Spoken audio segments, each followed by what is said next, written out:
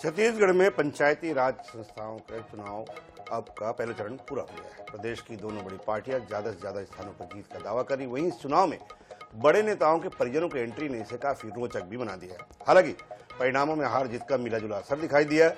जिला पंचायतों का क्या रहा हाल, देखिए हमारी रिपोर्ट में। पंचायत चुनाव के पहले चरण के परिणाम सामने हैं।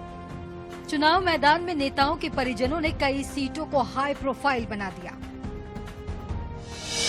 इन नेताओं के परिजनों को मिली जीत। धमतरी से सीएम साय के समधी टीकाराम कंवर चुनाव जीते। पूर्व पीसीसी चीफ धनेन्द्र साहू के बेटे यशवंत साहू ने अभनपुर में जीता चुनाव। बेमेतरा जिले में मंत्री दयालदास बघेल के बेटे अंजू दास चुनाव जीते। आरंग में भाजपा विधायक गुरु खुशवंत साहिब के भाई सौरभ साहिब चुनाव जीत गए। इन नेताओं के परिजनों को मिली हार। पूर्व मंत्री चंद्रशेखर साहू के भांजे टीकम साहू की जिला पंचायत में हुई हार। अपेक्स बैंक के पूर्व अध्यक्ष अशोक बजाज के भाई प्रवीण बजाज भी चुनाव हारे।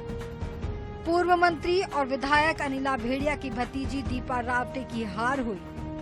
पूर्व मंत्री ननकीराम कंवर की बहू कोरबा के क्षेत्र क्रमांक 1 से चुनाव हार गई।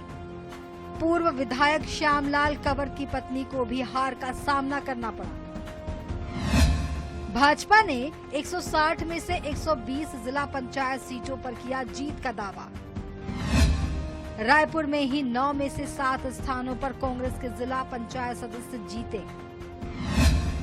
25 जनपद क्षेत्रों में से 15 पर कांग्रेस समर्थित प्रत्याशी चुने जाने का दावा। भाजपा पर दूसरे और तीसरे चरण के मतदान को प्रभावित करने का आरोप। जनपद पंचायत में, ग्राम पंचायत में और सरपंच के चुनाव में, पंचों में भारतीय जनता पार्टी के हमारे कार्यकर्ता जीत के आए हैं। ये पूरी की पूरी भारतीय जनता पार्टी की लहर ग्रामीण क्षेत्र में चल रही है। देखिए, अभी तो गिनती अधिकृत घोषणा हुई नहीं है। आंकड़े अभी जो क्षेत्र में जो गणना कल हुई है उसके आधार पर जो चीजें आई है, लेकिन भारतीय जनता पार्टी जानबूझकर इस तरह से आम अन्य और भी कल जैसे मतदान है उन मतदाताओं को प्रभावित करने के लिए जानबूझ करके ये कूटरचित ये बयान है, ताकि लोग जो है उसे बयान में आकर के और भ्रमित हों। ये लोगों को भ्रमित करने के लिए दिया गया बयान है। पहले चरण में भाजपा और कांग्रेस के ही दावे चरम पर हैं, लेकिन दोनों ही दलों के बागियों ने भी कई स्थानों पर अपना परचम लहराया है। गौरव शर्मा, INH 24/7, रायपुर।